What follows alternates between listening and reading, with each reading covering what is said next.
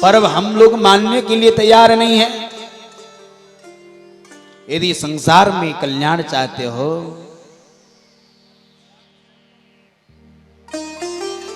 चरण रज के पीछे पड़ जाओ। बोलिए संत भगवान की जय। ये होती है कृपा। संतों की चर्चा चल रही है भागवत के माध्यम से और हमारे बीच में कृपा करने के लिए संत भगवान का पादार्पण हुआ।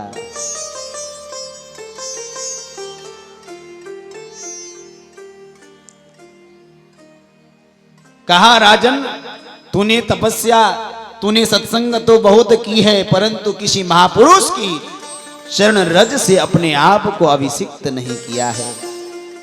सुंदर भवा टपी का वर्णन कराया।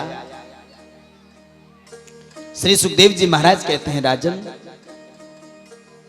आपने जड़ भरत का उपाख्यान प्रेम से सुना।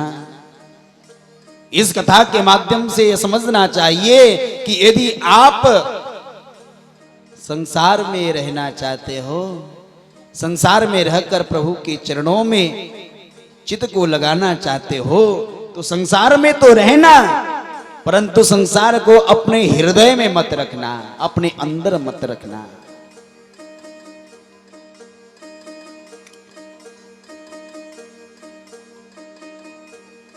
श्री सुखदेव जी ने 28 नरकों के बारे में सुनाया। राजन जो व्यक्ति पाप कर्म करता है दूसरे की बुराइयां संत ब्राह्मणों का अपमान करता है दूसरे के धन को बलात् छीनता है दूसरे के स्त्रियों का हरण करता है और अपने से दुर्बल जनों के ऊपर शोषण करता है या चोरी डकैती आदि अनेक बुरे कर्मों को जो करता है उसको 28 प्रकार के नरकों में यथा कर्म अनुसार भोग भोगना पड़ता है। राजा परीक्षित जी घबरा गए। राजा परीक्षित ने सोचा कि मैंने भी एक बार संत का अपमान किया था शमिक ऋषि का अपमान मरा हुआ सर्प को गले में डाल दिया था कहीं मुझे तो नरक जाना नहीं पड़ेगा। क्या महाराज ये बताइए नरक से बचने के लिए नरक जाना ना पड़े ऐसा कोई उपाय है क्या? ध्यान से सुनिएगा।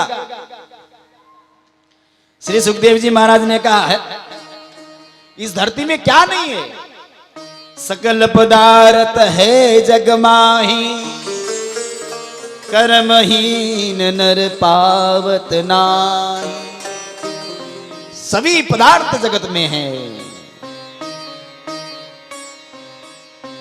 परम कर्म नहीं है तो कुछ भी नहीं। श्री सुखदेव जी ने कहा राजन मानो। देखिए हमको मानना पड़ेगा। क्या बताएं मानो नरक ही धोबी घाट है।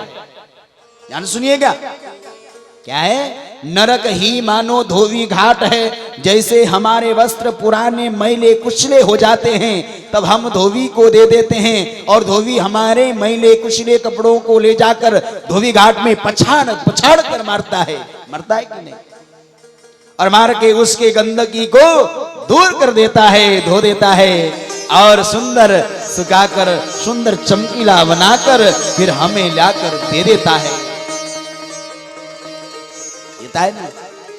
यदि आपने उस वस्त्र को स्वयं अपने हाथ से धो लिया यदि आप उन वस्त्रों को धोबी घाट में न देकर स्वयं अपने हाथ से धो लिया तो धोबी घाट में ले जाने की जरूरत कहां है?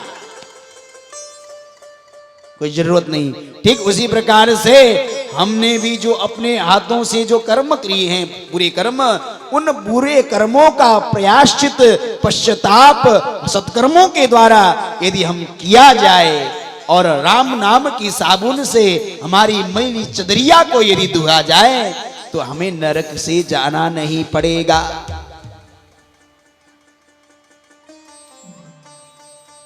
हाँ